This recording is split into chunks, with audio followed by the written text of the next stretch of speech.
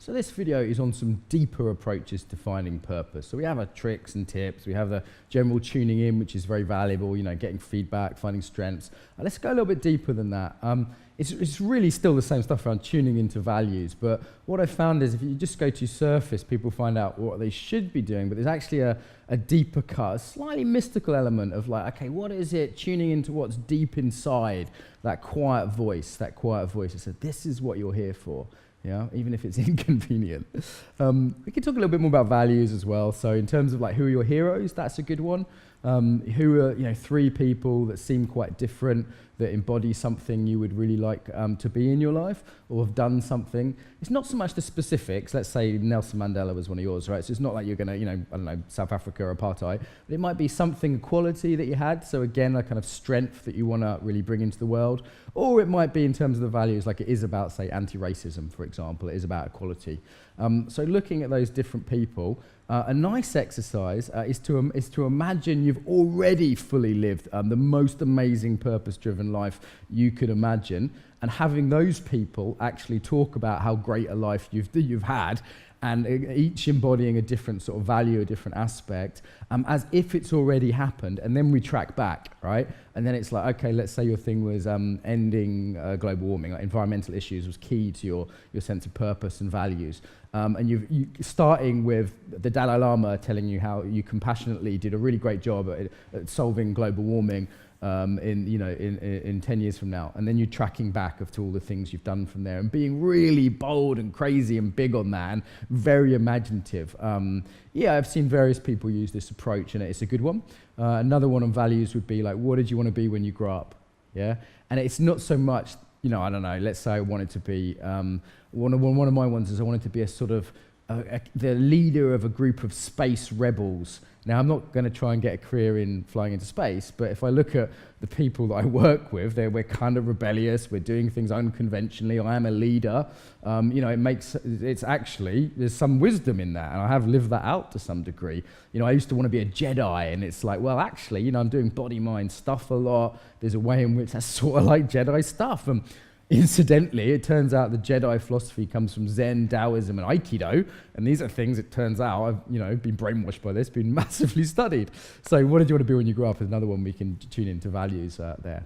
All right, let's go a little deeper. There's a way in which this is a deep listening process. So it's a day-to-day tuning in to, that brings me alive more than that sense of radar in the body.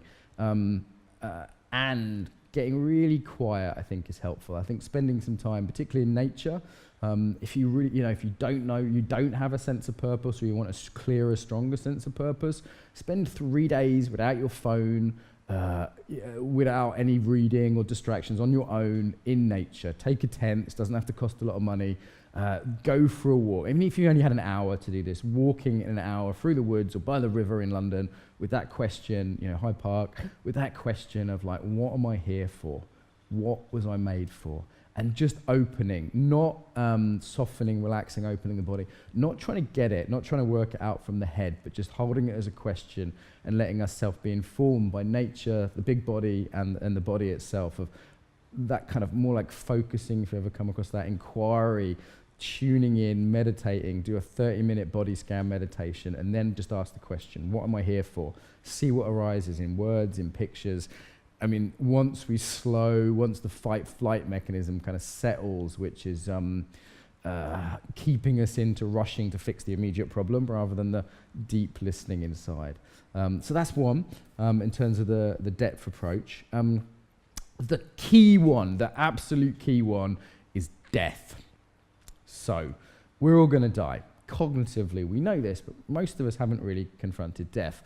One of the things that really helped me find purpose, I had several loved ones die when I was relatively young, and was really forced to confront that. I have a cousin that I lived with, that raised like a brother, a best friend, committed suicide.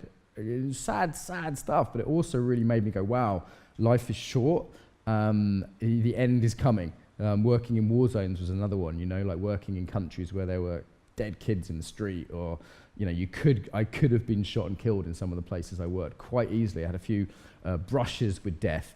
Also for me, it was alcoholism. I could have drunk myself to death, but I got out of that, and then I went, right, given that I'm not going to kill myself through this, and I probably had a few years to go, but I would have drunk myself to death.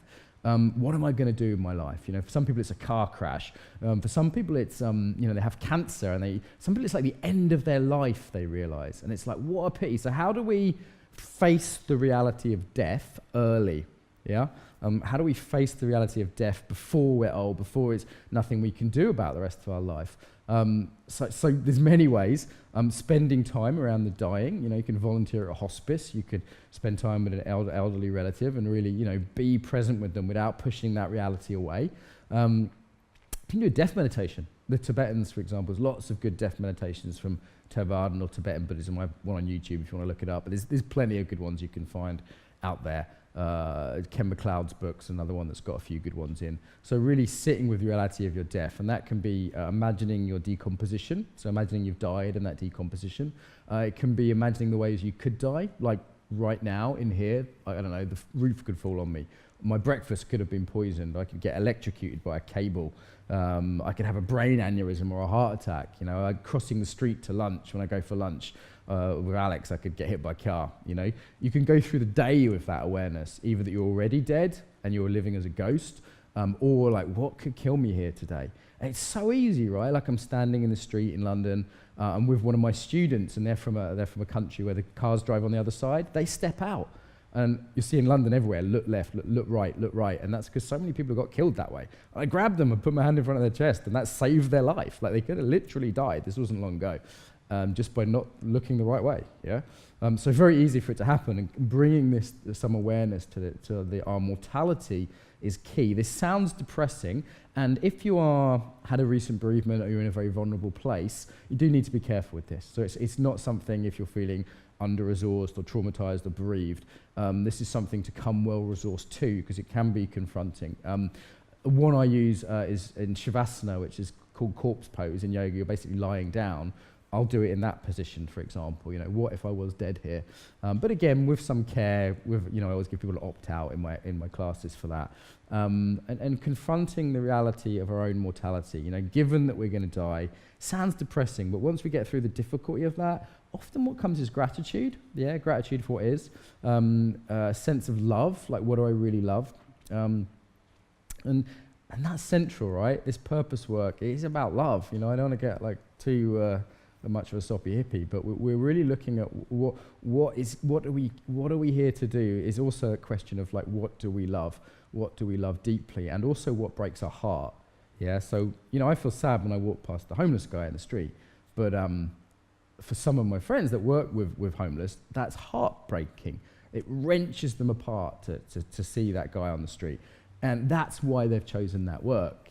So we need a certain bravery and resilience to get in touch with our mortality, paradoxically, what we really love. There's a vulnerability to that. There's a way in which we're scared of that. So, things like I teach people centering exercises, the psychological work we'll do on Orange Belt, being able to breathe, having a practice of connecting to the ground, connecting to one's body, being able to self-regulate, taking a deep belly breath, and then really looking at our own mortality, our own love, and our own heartbreak. So, these are some of the deeper approaches to purpose. It's not something you can work out logically. It's great to know your values and have them listed. It's great to know your strengths and have a sort of three or four words that are your key strengths. But really, it's about knowing we're going to die and confronting what we most care about. What is the thing that you can't die satisfied until it's done?